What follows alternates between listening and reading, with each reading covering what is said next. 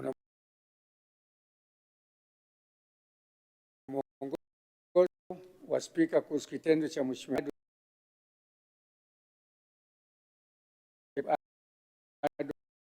mbunge kuendelea kuchangia hoja bungeni baada ya muda wake kuisha.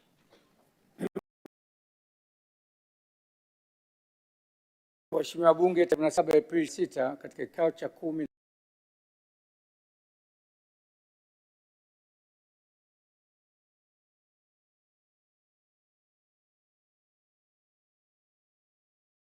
na moja cha mkutano wa 3 wa Bunge.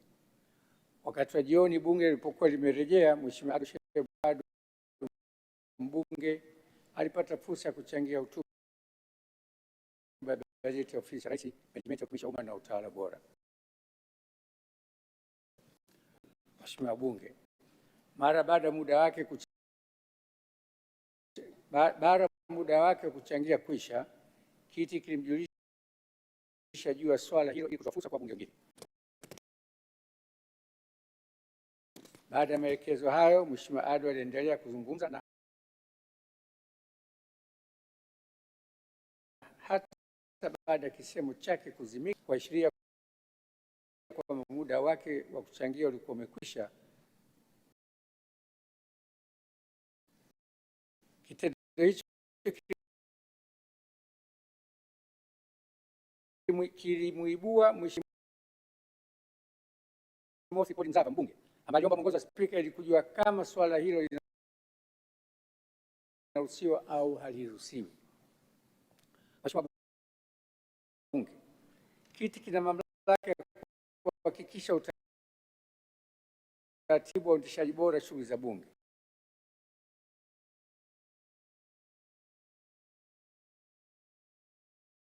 Bunge, kiti kina mamlaka ya kuhakikisha utaratibu wa uendeshaji bora shughuli za Bunge unazingatiwa wakati.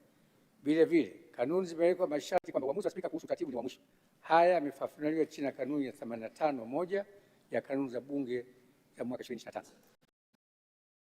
Mheshimiwa Bunge, sote tunapaswa kuzingatia masharti ya kikanuni kuhusu muda wa kuzungumza bungeni na vile kutii maelekezo ya kiti kila yanapotolewa. Sasa kwa kuwa Mheshimiwa Ado wakati alipokuwa anachangia hakuzingatia hayo kwa kuendelea kuzungumza wakati muda wake umekwisha, na vile vile hakuacha kuzungumza baada. Vile vile mpaka sasa mbona kuna baadhi ya wabunge wanafanya makosa kama hayo, hivyo ni vyema kujirekebisha ili kujiepusha na vitendo hivyo vya utovu wa nidhamu.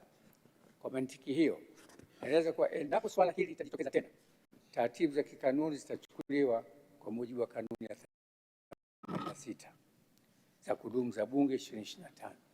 Kwa mantiki hiyo, namsamia Mheshimiwa Ado kwa ugeni.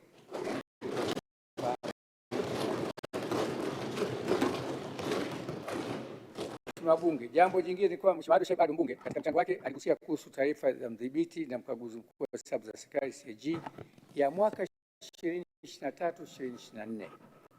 Taarifa hiyo pamoja na taarifa za ukaguzi wa mwaka 2024/2025 zimepelekwa kwenye kamati za kudumu za Bunge zinazosimamia fedha za ikiwemo kamati ya kudumu ya Bunge ya hesabu za serikali za mitaa, ambapo Mheshimiwa Ado Shaib Ado ndiye mwenyekiti wa kamati hiyo. Taarifa CAG iliporejea ipo kamati anayoongoza na bado haijafanywa kazi. Kwa mantiki hiyo, nasisitiza na kuelekeza kuwa masuala ambayo yamepelekwa kwenye kamati, wenye viti wa kamati hizo hawapasi kuzungumza masuala hayo nje ya vikao vya kamati ili kuzingatia taratibu zilizowekwa na kanuni za Bunge. Mheshimiwa Bunge, Bunge ni chombo cha uwakilishi wa wananchi. Kwa mantiki hiyo, Bunge ni sauti halisi ya wananchi wa Tanzania kwa ustawi wa jamii zetu na kwa mustakabali wa taifa letu. Hivyo basi, ni muhimu kuzingatia kanuni zinazosimamia taratibu za mjadala bungeni, kwa sababu tunapozingatia taratibu hizo, mijadala itakuwa yenye tija na haitapotosha umma. Kwa kufanya hivyo, tunapunguza upotevu wa muda, hivyo kuwezesha wabunge wengi zaidi kutafutia Mheshimiwa Bunge, naomba kutumia fursa hii kuwapongeza wenyeviti wa Bunge kwa kazi nzuri wanazofanya za kuongoza mijadala bungeni. Tuendelee kuwapa ushirikiano kama mnavyofanya kwangu. Nasisitiza kuwa kwa muda wote viongozi hao wanapoendesha vikao vya Bunge wanakuwa wanatekeleza madaraka ya Spika. Kwa msingi huo, maelekezo ya mwenyekiti wa Bunge yanatolewa bungeni ni maelekezo ya Spika kwa mujibu wa kanuni ya kudumu za Bunge 23. Hivyo lazima tutambue na kuwapa heshima inayostahili. Mheshimiwa Bunge, ripoti ya CAG 23/24 kama unavyofahamu haijaletwa bungeni bado. Kwa hiyo maono ya CAG bado sio maamuzi sahihi ya Bunge, na Mheshimiwa Ado ndio atatuletea ripoti ya CAG 23/24, 24/25 kwa pamoja. Kwa vile 23/24 uhai wa Bunge ulikwisha, ripoti ile bado iko mikononi kamati ya Mheshimiwa Ado.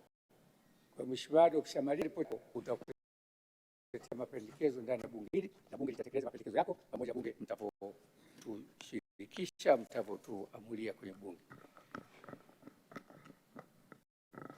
Niseme kwa lugha ya Kiswahili au lugha nyepesi,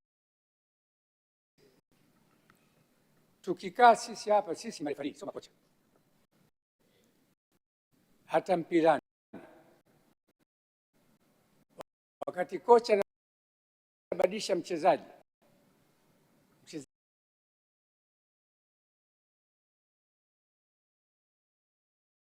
haingii bila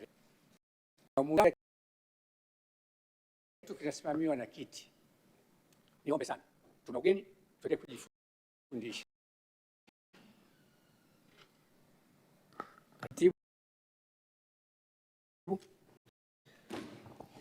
maswali.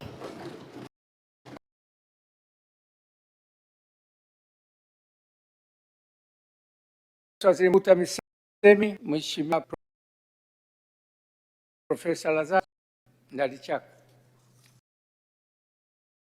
Asante sana Mheshimiwa Spika kwa kunipa nafasi